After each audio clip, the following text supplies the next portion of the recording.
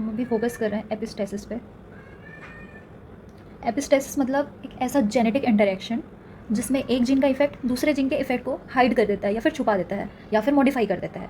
Simple words में like जब एक ट्रेट है या फिर कोई कैरेक्टर है उसको कंट्रोल करने वाले दो या उससे ज़्यादा जीन्स होते हैं, तो कभी कभी एक जीन दूसरे जीन के रिजल्ट को हाइड कर देता है और फिर इसका मेंडेलियन जेनेटिक्स से मतलब मेंडेलियन इनहेरिटेंस के जो डाई हाइब्रिड क्रॉस वाले रेशियो है ना 9:3:3:1, उससे अलग इसका रिजल्ट आ जाता है। तो फिर here is the definition: type of genetic interaction where the effect of one gene is masked or modified by the effect of another gene। अब हम लोग बहुत सारे टाइप्स के एपिस्टेसिस पढ़ेंगे। मैं अपना लेक्चर का सोर्स भी बता देती हूँ, बेंजामिन जेनेटिक्स 5th एडिशन। और भी एक बुक ट्राई करी थी मैंने, और एक कोई बुक थी यार, याद नहीं है मेरे को नाम, स्टेड एंड सिमोन्स ऐसे टाइप का कुछ था। I don't even know how to pronounce it. Principle of genetics था इसका, शायद तक 6th एडिशन, ये वाला 5th है। तो आप लोग चेक कर लेना अगर आप लोग को लगे कि कहाँ से सोर्स है। तो so first, recessive epistasis. Recessive epistasis में क्या होता है?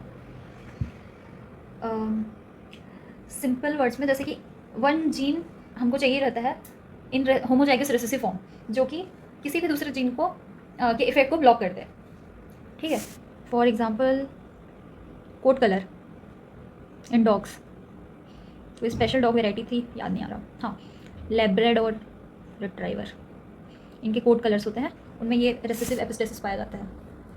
कौन कौन सा कलर शो करते हैं ये? Black, brown and yellow.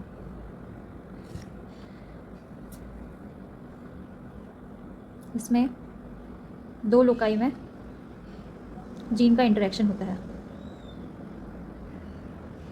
Epistasis क्या है? इंटरेक्शन ऑफ जीन्स ना, इंटरेक्शन बिटवीन जीन्स ज़्यादा बेटर अगर बोलना चाहें तो।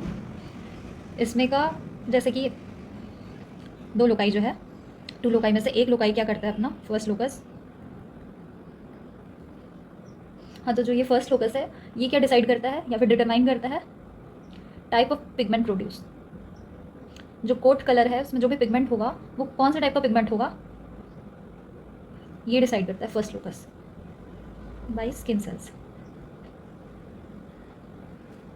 जैसे कि आपका पिगमेंट हो गया डार्क रहेगा या फिर लाइट रहेगा।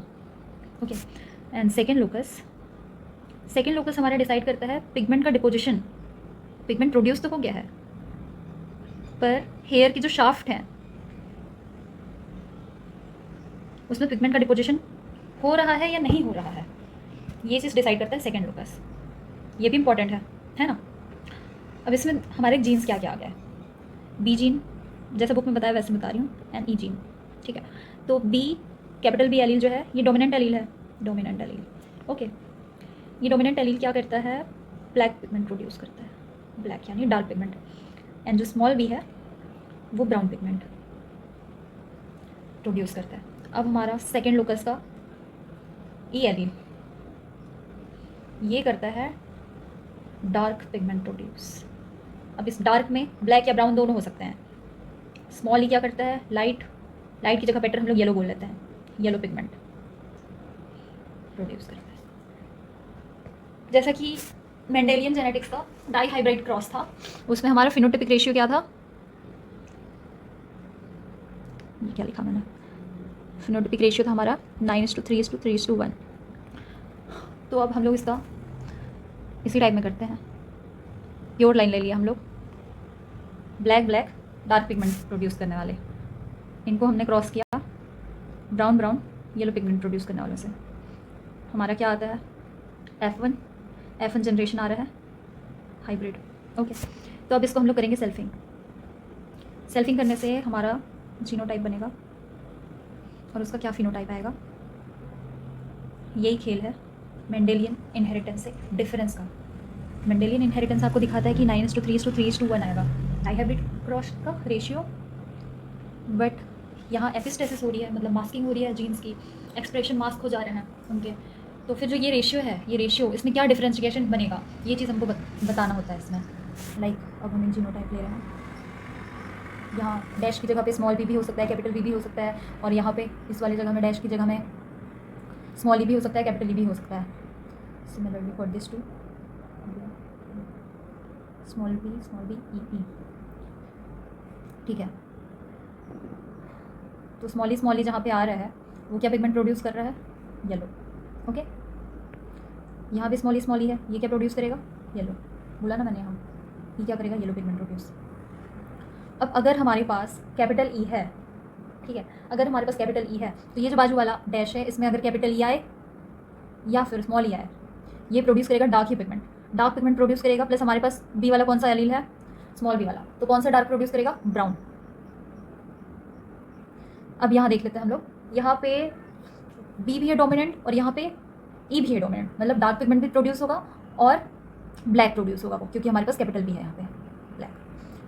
तो ये क्या डिनोट कर रहा है? जो स्मॉल ई वाला जो अपना एलील है ना, ये स्मॉल ई अगर रेसेसिव वाला दो एक साथ हो किसी भी जीनोटाइप में, तो वो क्या करता है? ब्लैक या फिर ब्राउन के एक्सप्रेशन को मास्क कर देता है. जैसे कि यहाँ पे ब्लैक प्रोड्यूस हो सकता था बिकॉज यहाँ पे कैपिटल बी प्रेजेंट है, पर कैपिटल बी के इफेक्ट को स्मॉल ई ने मास्क कर दिया, इसलिए वहाँ का पिगमेंट क्या हो गया? येलो. सिमिलरली यहाँ ब्राउन प्रोड्यूस होना चाहिए था, स्मॉल बी है तो, बट स्मॉल ई ने स्मॉल बी के ब्राउन के इफेक्ट को मास्क कर दिया, तो फिर क्या कलर आ गया हमारा? येलो.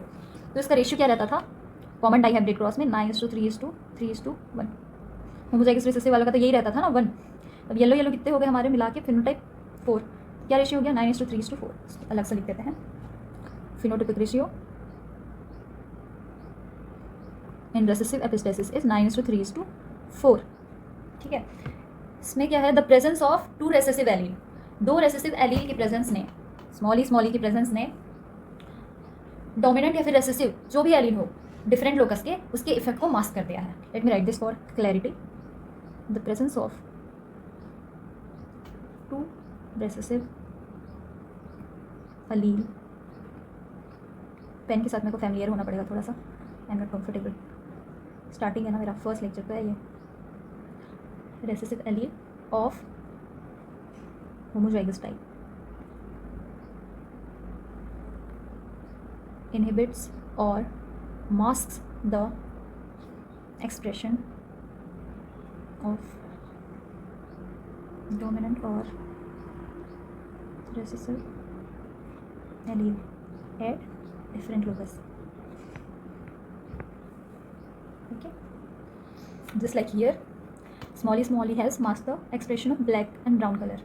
ठीक है, मैं आगे भी और लेक्चर्स लाने की कोशिश करूँगी, जैसे कि डोमिनेंट एपिस्टेसिस हो गया, और भी बहुत सारे टॉपिक्स में लाना चाहूँगी, not just genetics, molecular biology, biochemistry, cell biology, cell signalling, immunology, सारी चीज़ें.